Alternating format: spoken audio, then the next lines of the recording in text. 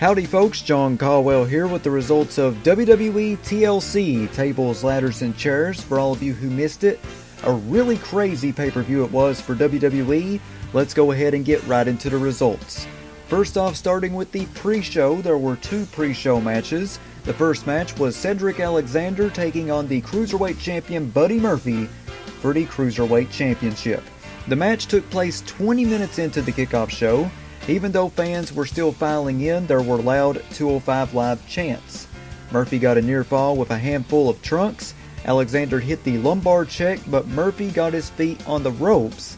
Alexander went face first into the middle turnbuckle. Murphy then hit Murphy's Law to retain the title. So there you have it. Buddy Murphy is still the Cruiserweight Champion.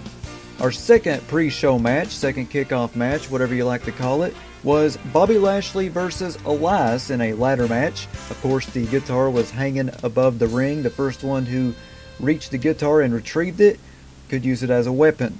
Elias cut a promo before the match and attempted to sing his version of Do You Know the Way to San Jose until Lashley came out.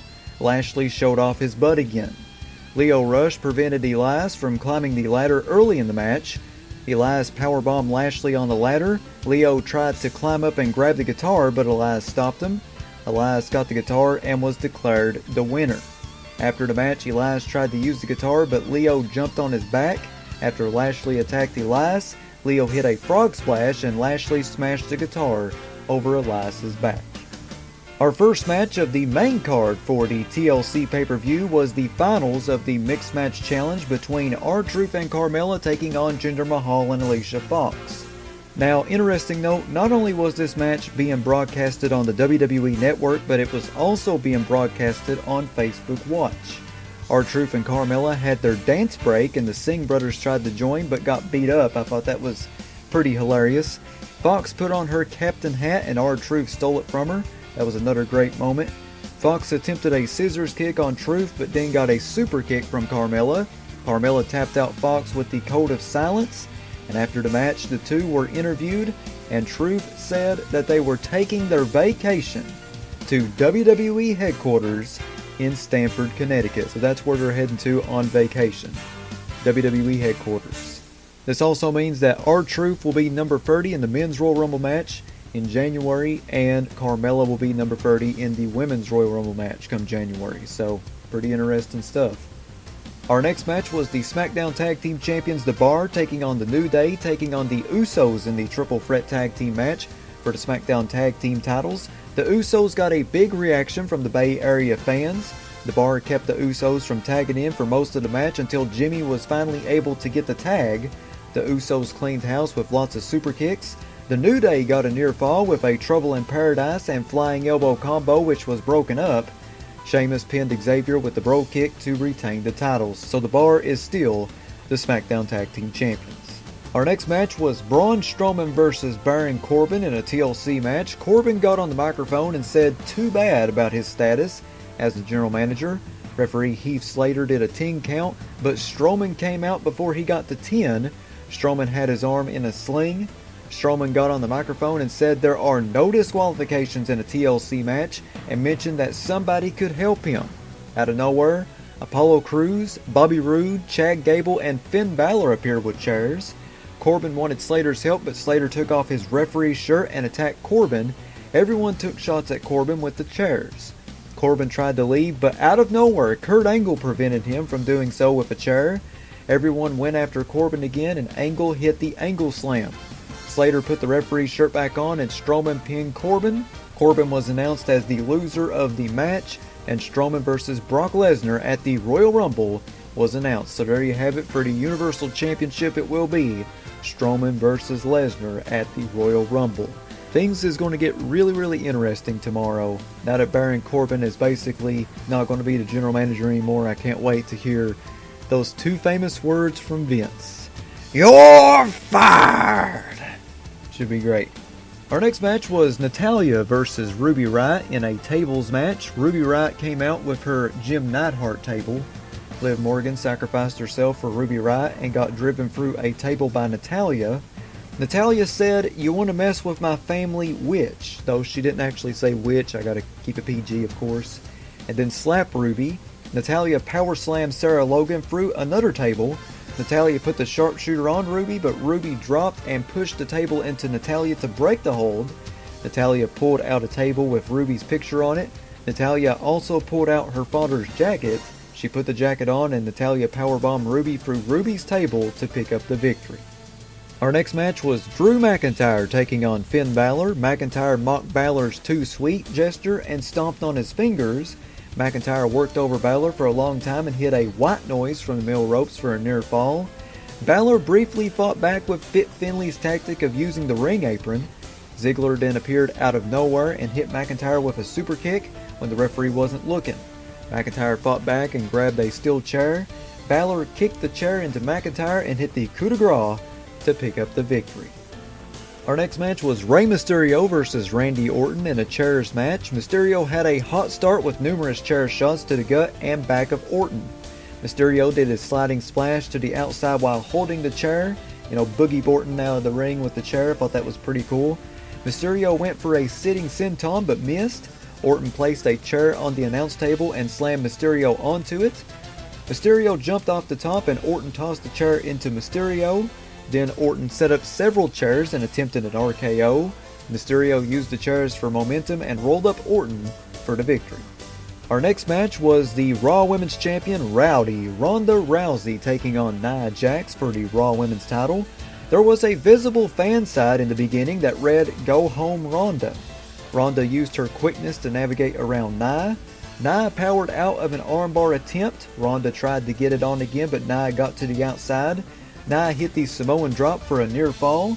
Ronda hit a powerbomb to Nia for a near fall. Tamina provided a distraction and Nia went for a punch, but Ronda countered into the armbar. Nia tapped out and Ronda scored the victory. Shortly after the match backstage, Becky Lynch appeared out of nowhere and said, "Remember when you broke my face?" to Nia Jax, and then she knocked out Nia Jax. Our next match was the WWE Champion Daniel Bryan taking on AJ Styles for the WWE Championship. Bryan stalled during the early part of the match. Styles got some payback by slamming Bryan's leg into the ring post. Styles hit a springboard 450, but Bryan kicked out. Styles got the calf crusher on, but Bryan got to the ropes. Styles went for an inside cradle, but Bryan reversed it and scored the victory. So Daniel Bryan is still the WWE Champion. Our next match was Intercontinental Champion Seth Rollins taking on Dean Ambrose for the Intercontinental Championship. Ambrose came out with sirens added to his theme music like on Monday Night Raw this past Monday.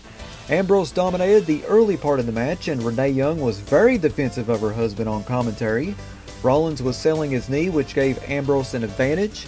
Ambrose continued to work over Rollins and the match was looking really good. The crowd out of nowhere actually started a "This is boring" chant. And there was also a Becky chant. Rollins went to finish off Ambrose and Ambrose offered a shield fist bump. Rollins snapped and went after Ambrose. Rollins powerbombed Ambrose into the barricade. Rollins called Ambrose a piece of crap, though he didn't actually say crap. Again, got to keep it PG. But then Ambrose hit the dirty deeds. Ambrose scored the victory and won the title. So there you have it, a brand new Intercontinental Champion in Dean Ambrose. And in the main event of WWE TLC 2018, SmackDown Live Women's Champion Becky Lynch taking on Charlotte Flair and Asuka in a triple threat TLC match for the SmackDown Women's Championship. The first big spot of the match was Asuka powerbombing Charlotte through the table. Becky took out Asuka with a series of chair shots. Becky put Asuka and Charlotte on a table and climbed the ladder. Asuka moved, but Becky had a direct hit on Charlotte through the table. Becky and Asuka tried to climb the ladder, but Charlotte used a kendo stick on both of them.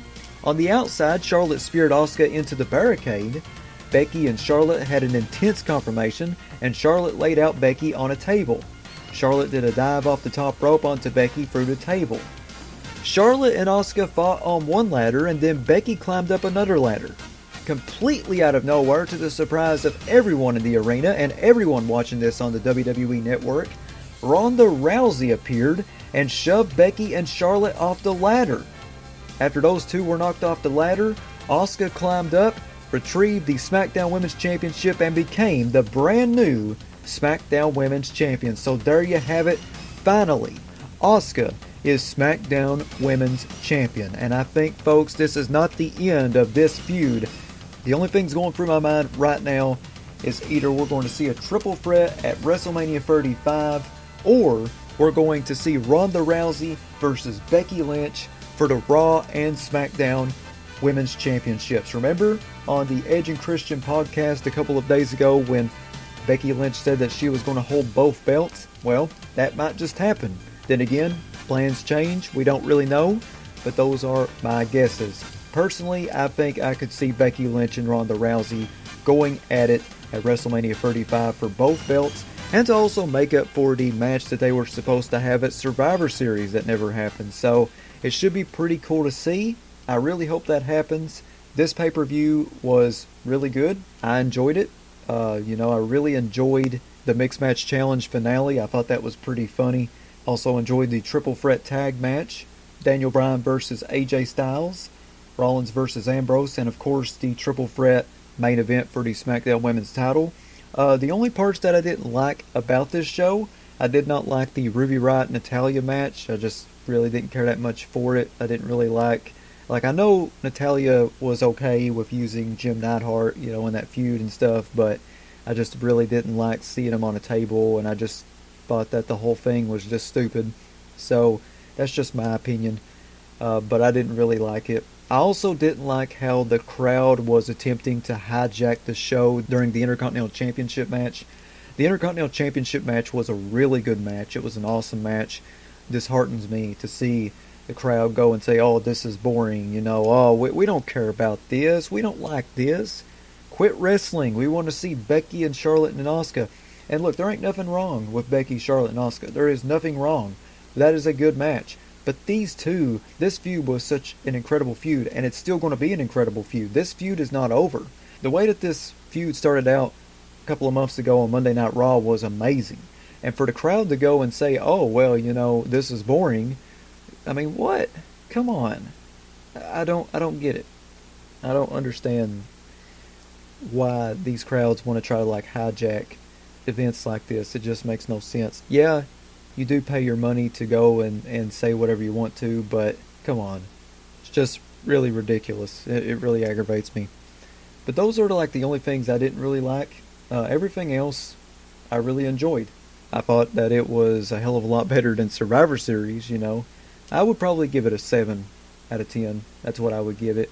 There are no fan ratings right now on CageMatch.com, though tomorrow on Jamin John's Wrestling News, I'm sure that those fan ratings will be out there. So if they are, tomorrow I will have those fan ratings. I'll be reading some comments from fans as well about their thoughts on TLC Tables, Ladders, and Chairs 2018. Those are the results of TLC. Check back here tomorrow for another Jamin John's Wrestling News Flash Briefing on Amazon Alexa devices, Spotify, YouTube, Stitcher, and iTunes. Also support me on Patreon at patreon.com/JaminJohn. Until then, this is Jamin John saying thanks, goodbye, I'll see you tomorrow, and have a great night, everybody.